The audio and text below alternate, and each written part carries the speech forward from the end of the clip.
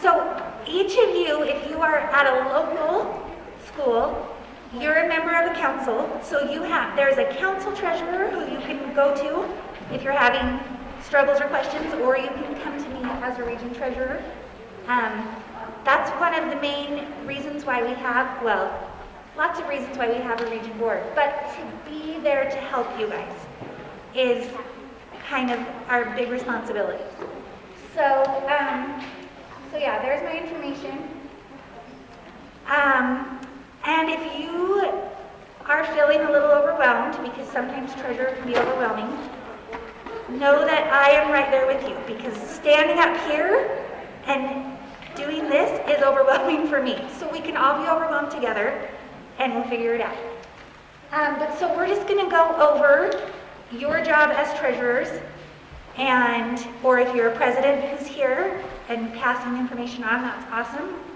And if you have any questions as I go, just raise your hand. And then if you have questions about specific things that I don't cover here, we can do those at the end. Okay? So, Delaney, please. So the duties of a treasurer. So these are all from the handbook. And if you haven't read your handbook, or at least looked at your handbook, do it. Because it really spells things out and answers a lot of questions. But so the duties of a treasurer is that you're responsible for all the money. And we'll go over each of these a little more in depth, but so you're responsible for all the funds. That means like that you never give the checkbook to someone else, or you never let anyone else do something with the money unless you're involved and you know that they're doing it properly. Because this is important money. Sometimes it feels a little tedious to do. There's a lot of paperwork and paper trail to follow all this money. And sometimes it's easy to feel like, oh my gosh, it's too much paperwork. I would never do this for my own money. But it's not our money. This money belongs to these kids.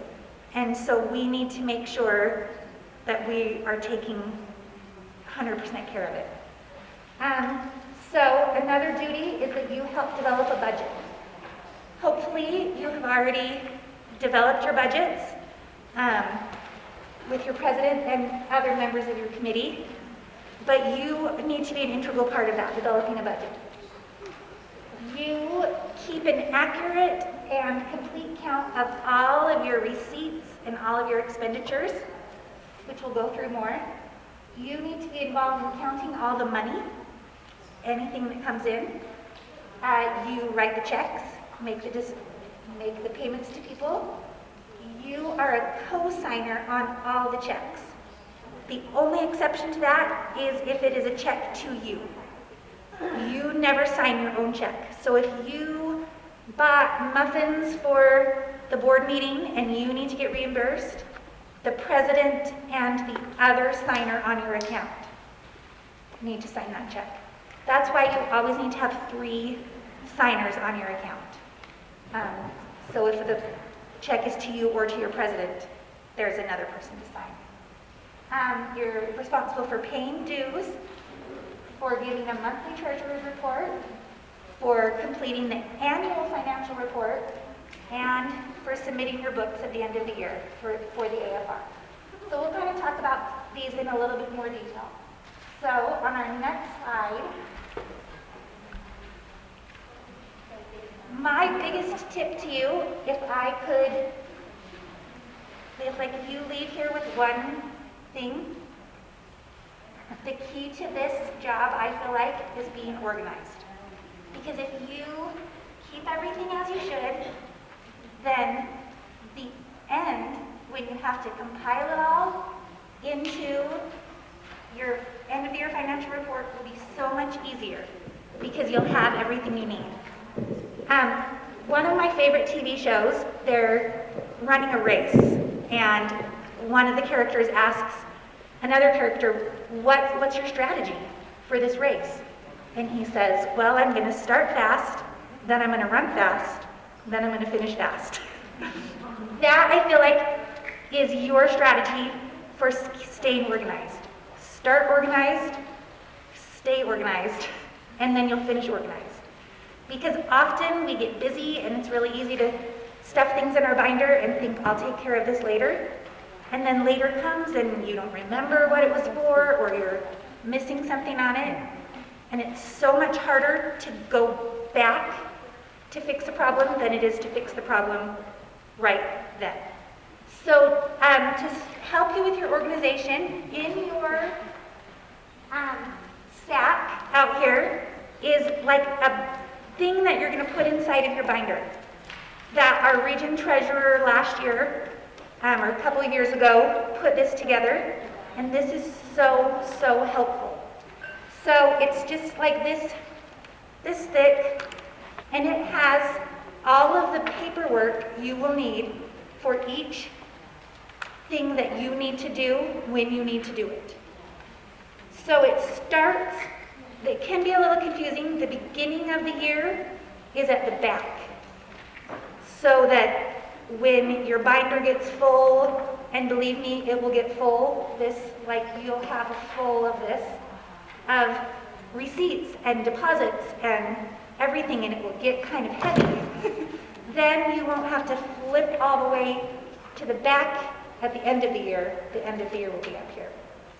But so everything that you need to do is in this binder with the form, okay? So, for example, July, what you were supposed to be doing in July. July is kind of a tricky month because technically you became the treasurer July 1st, but you probably didn't have anything to do with the books at that point. But it tells you, like, every month you need to have a bank statement. You need to have all of the check requests that you wrote that month. You need to have any funds received forms that you wrote that month, or that you accepted that month. You need to have your bank reconciliation, stuff like that. So it tells you every month, reminds you, this is what you need to have in here. Okay, so that's huge. Be organized, because I will tell you from my personal experience, my first year as a local treasurer, I thought I was being organized, but I'll be honest, I thought some of this paperwork was overkill. I was like, do they really need, I have an Excel spreadsheet, do I really need to reconcile every month to do this report? And I got to the end of the year when I had to fill out my end of the year report, and I sat at my kitchen table and cried because I had all of these mistakes and I didn't know where they came from. So if you stay organized, do it as you're supposed to, month by month, then if there's a problem, you know right where it is, and it's so much easier to fix. So be organized. Okay. Our next thing, so these are the things hopefully you have done already or are planning to do that are part of your responsibility for the beginning of the year.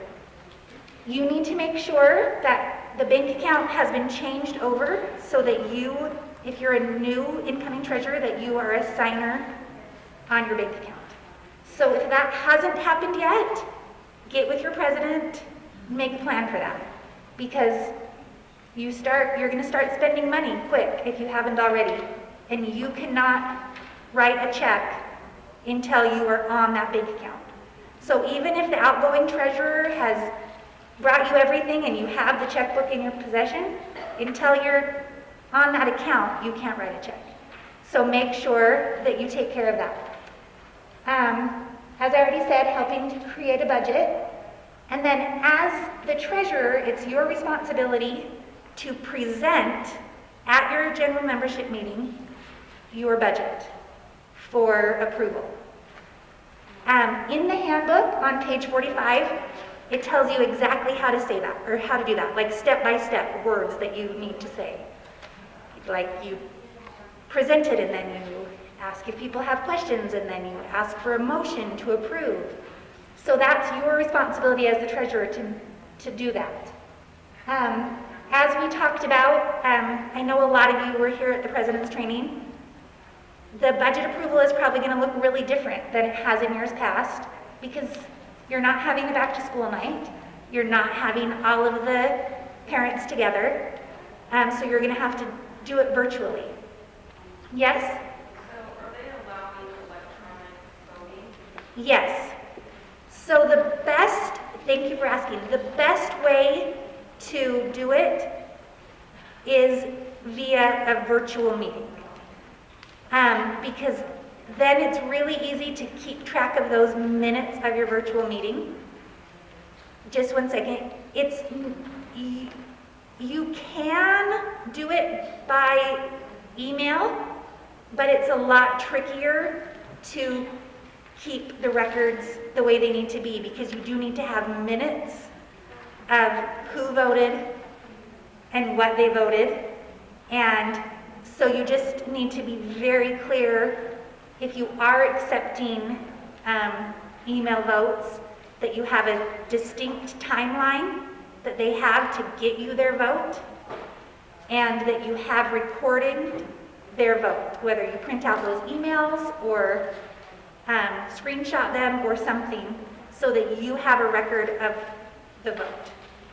Do you have another question? Yeah, on the same line. So would a survey monkey work for that? Like if Yes. a survey monkey and they Yeah. vote yes or no? Yeah, a survey monkey would work, definitely. And then, so just make sure in your minutes that, you say, we did this by survey monkey, here are our results.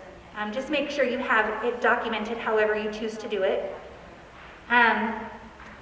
Yeah, because it's going to be, a lot of things are going to be different this year, as we're totally know. So the one thing to remember, if you choose to do it in a virtual meeting, like a board meeting, that you have to invite your general membership.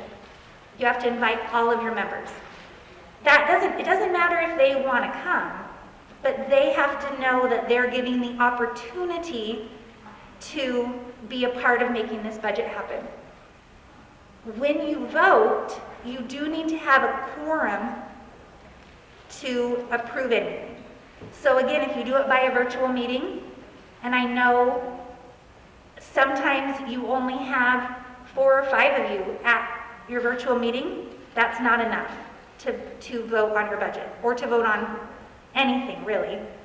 You always have to have a quorum. And the number that you need to have a quorum is listed in your bylaws. It's a little different for some different schools, but almost always it's at least 10. So just kind of keep that in mind as you're deciding how you want to get your budget approved and your vote out. That if you have a Zoom meeting and you generally only get 4 people, that's not enough to vote. So also, you are in charge of the ethics and conflict of interest form and the basic fiscal management form. So those forms are in that binder, and it's your responsibility to get those signed. The basic fiscal management needs to be signed by anyone who's going to be handling or dealing with money. So your fundraising chair, book fair people, anyone who is going to be dealing with money needs to sign that basic fiscal management, as well as your executive board. And then the ethics, conflict of interest, your whole board needs to sign.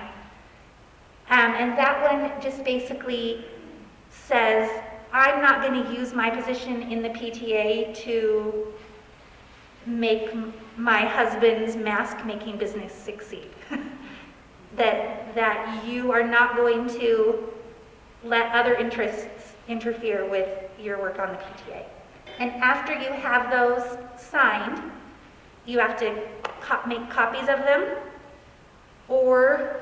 so you have to send them to your council treasurer. You can either scan them and send them or make copies, but you also have to keep a copy. So however is best for you, and your council treasurer might reach out to you and with a specific way she would like you to do it, he or she. But however it is, you both need to keep a copy of those forms. And, oh yeah, Just thinking, I can't think of any virtual or like email possibilities for those forms. Like they are signature, in pen, in person, right? Like I believe so. you may be going to every Yeah. houses. So it might be a bit of a pain, and unfortunately, some things this year are just a pain. And hopefully this is the only year that it will have to be like this. But yeah, you might have to go individually house to house to get those signed.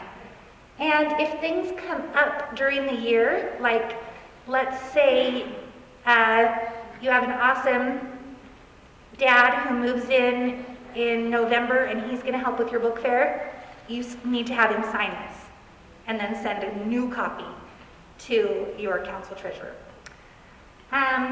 You also, as a treasurer, are in charge of getting insurance.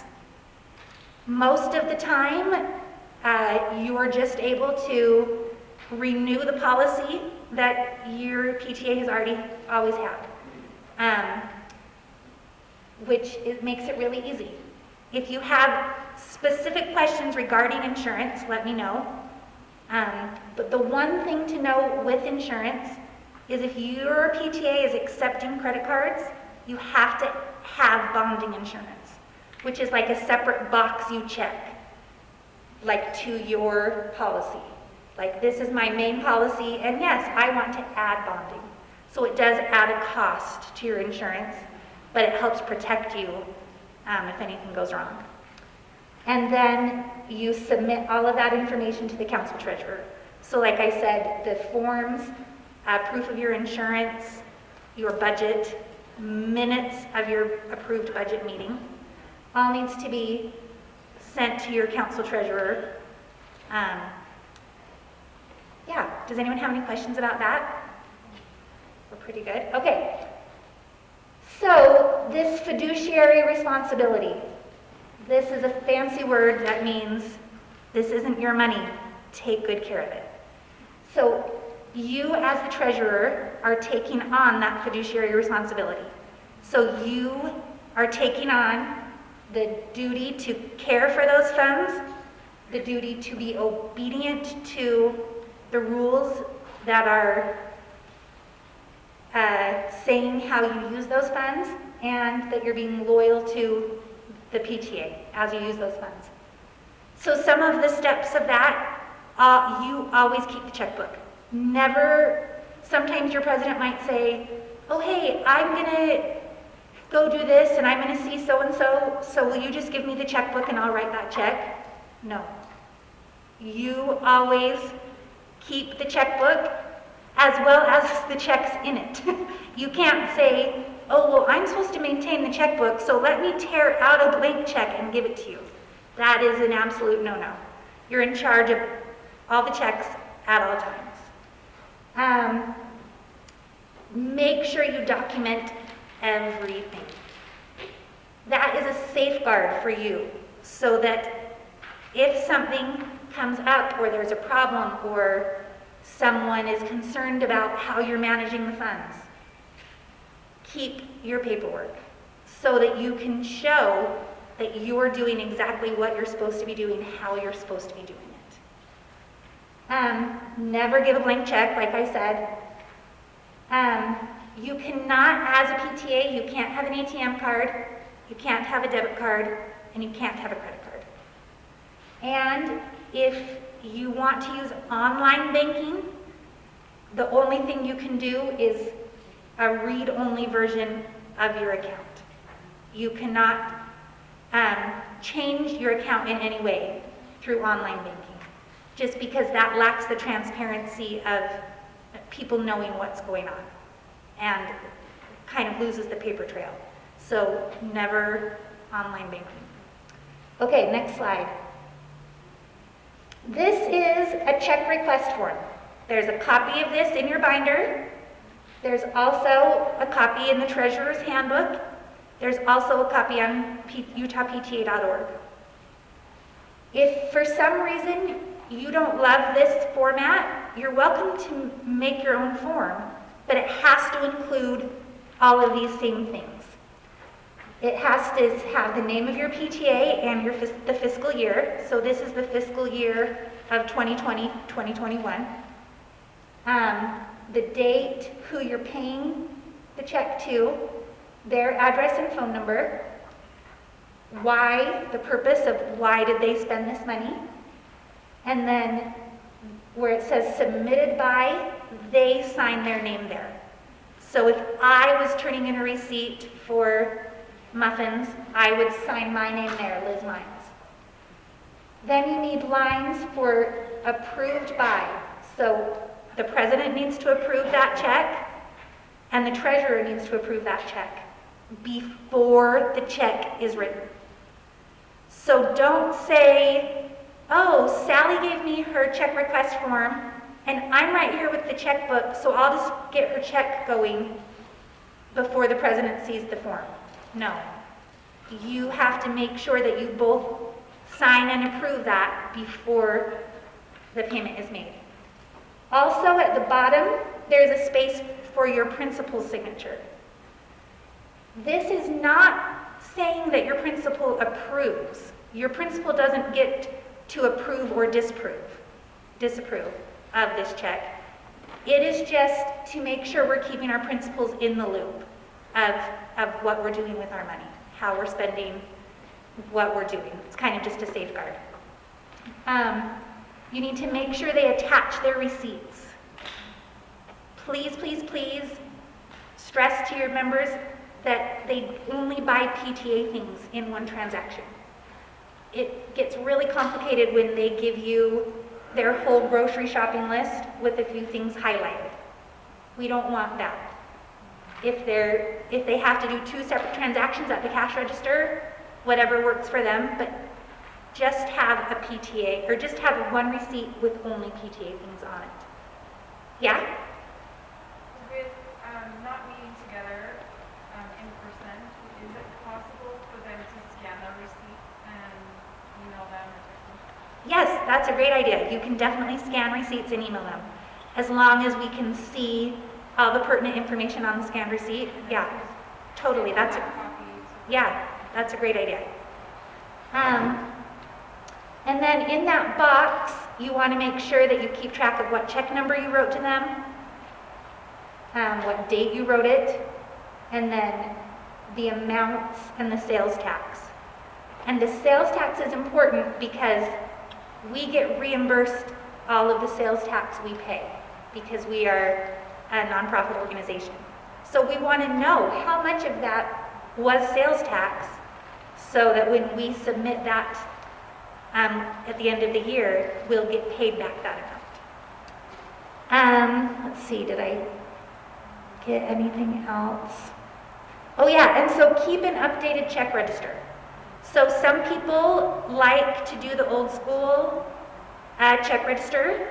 That's our old region treasurer, that's what she did. Some people do an Excel spreadsheet, some people do another kind of spreadsheet or program. Find something that works for you and do it. We don't really care what it is as long as you are keeping track of every check you write somewhere. So we can look at that and with the total and how much you have at any given time and that sort of thing. Okay, next slide. This is the form that you are going to fill out anytime you get money. So your fundraiser, your memberships, Chick-fil-A sends you a check, whatever. Anytime you get money, you fill one of these out. So just kind of, you fill in the top part with your school's information, then the source of the funds. So this was from a fundraiser, or this was dues. And then the total amount that you're depositing. And then this needs to be signed by you and your president. And then you need to attach a receipt. So when you go to the bank and they print you out that little slip, you have to staple that there. So we have that documentation that yes, this went into your bank account. These forms need to be filled out also anytime you are receiving money from an online source. So for example, at our local school, our PTA is signed up with the Amazon Smile program, where the parents can click on you when they go to Amazon and then you get a percentage of that. So when you get an email from Amazon Smile that says, hey, here's 50 cents, you have to fill this out for those 50 cents, print out that email, and staple it to it. So anytime you're getting money, even if it's a small amount like that, do this. When you are counting cash, you need to have 3 people present. All of those 3 people need to have signed that basic fiscal management form. And you need to make sure that, no, they don't need to have signed. Only one has to have signed. But they all have to be members of your PTA. So, okay, only one person has to be a signer on the basic fiscal management, but they all have to be members of your PTA, and they cannot be related to each other. So, me and my husband and my secretary can't count the money. Me and my Ledge VP and my secretary can't count the money. Can't be related. And that also goes to being signers on the account. If you and your partner are both serving on your PTA board, that's awesome, but you cannot both be signers on the account. Only one of you. Did you have a question? Yeah, so does the treasurer have to be present for LPT accounts? I do not believe so, no. But someone, if the treasurer is not going to be present, they need to, one of those people who is present needs to know, hey, I'm the point person here. Right. And I need to report back to the treasurer what went on.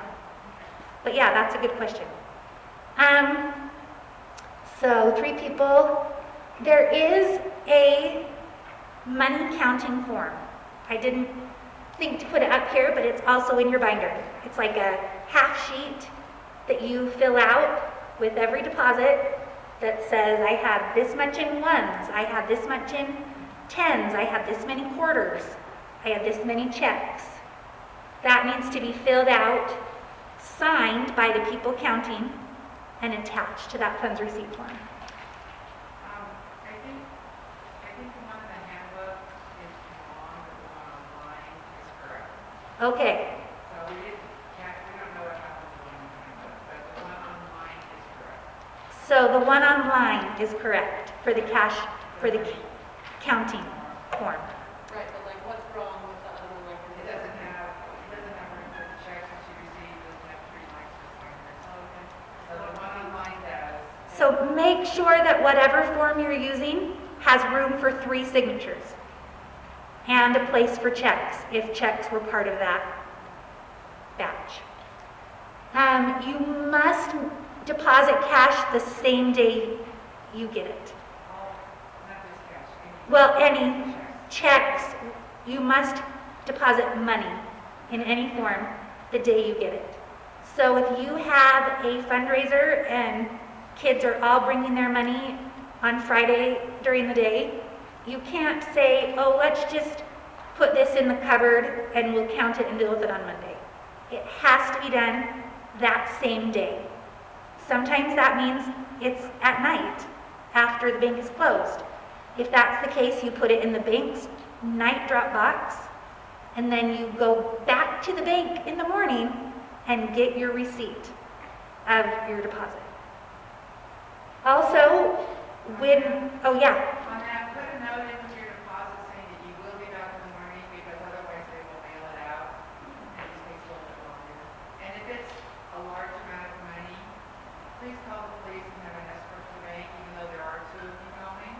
Please make sure that that if it is a large amount of money, that the police will gladly come escort you to the bank or if you can stop. good idea. And like Betty said, 2 of you need to go to make the deposit.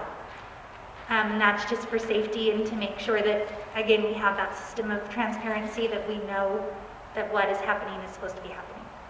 Never keep the money at your house and think, I'll do that tomorrow. Never. Okay, next slide. These are what the dues forms look like. You as a treasurer are responsible for paying your membership dues. There are dues that you send to your council, and I believe they are all 55 cents. No. Secondary is 25 cents. Aha! Secondary is 25 cents. If you're in secondary, you're keeping more of your money. That's nice. Secondary is 25 cents. All 3 elementary councils are 55 cents.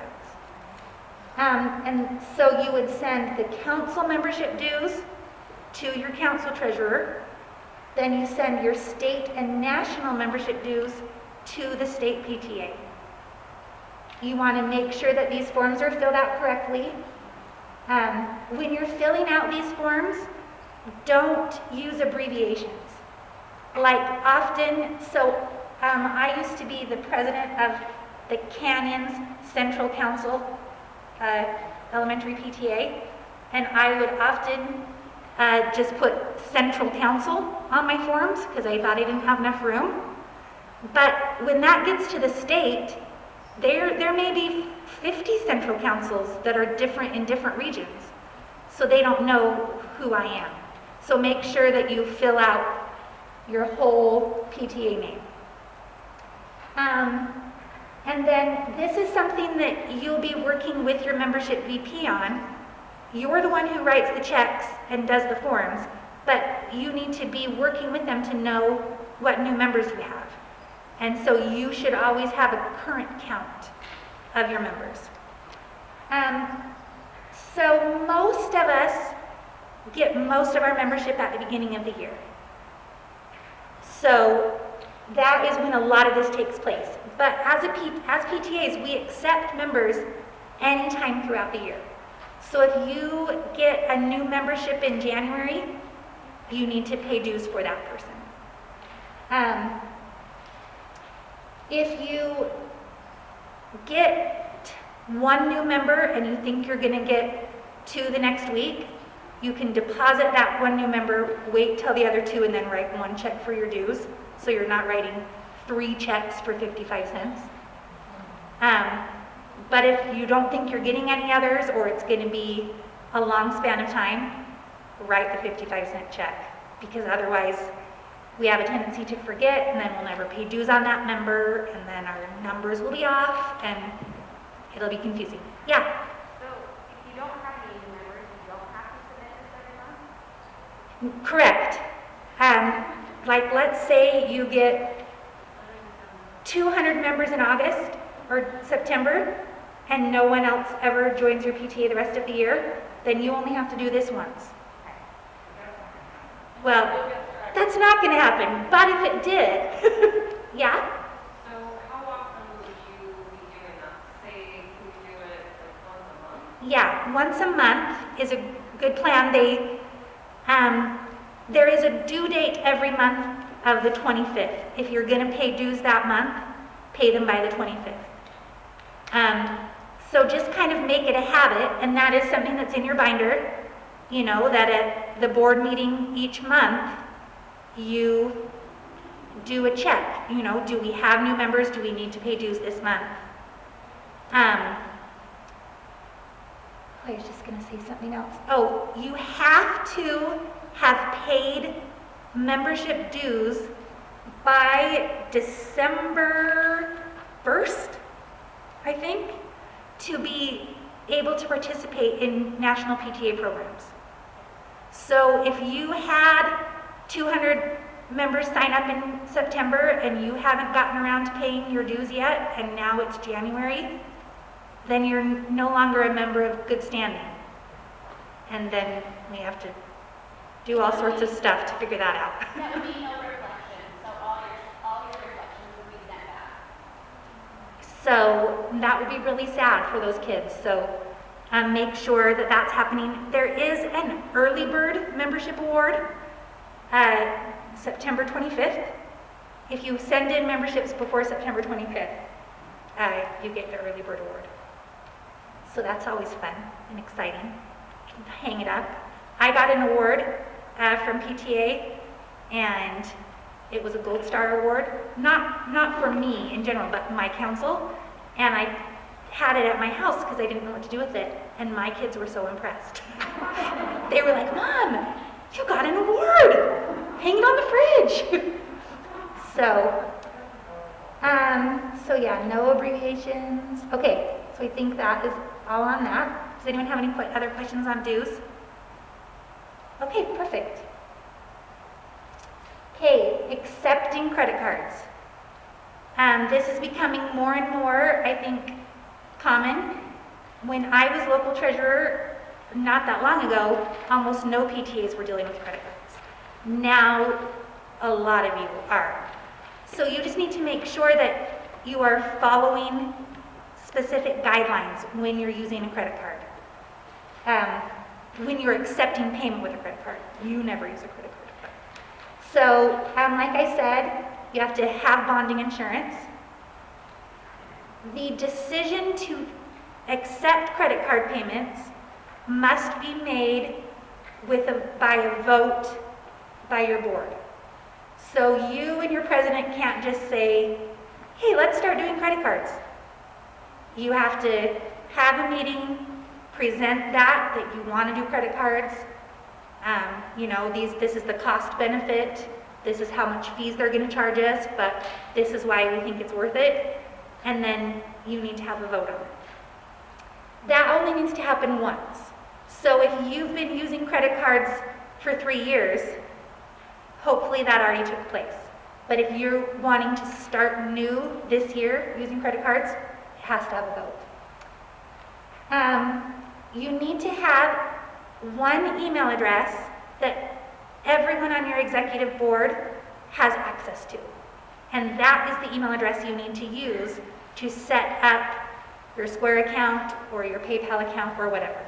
It cannot in any way be linked to a personal account. So you can, if you need to, set up